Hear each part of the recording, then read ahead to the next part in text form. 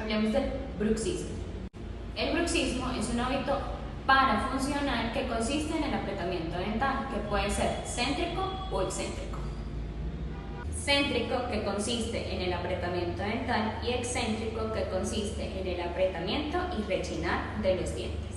Puede ocasionarse por muchas formas, entre ellas anomalías en la posición dental, puede ser por temas psicológicos como la ansiedad y el estrés, o parapsicológicos como puede ser una alteración del sueño, que puede ocasionar desgaste de los dientes, fractura, dolor muscular y articular.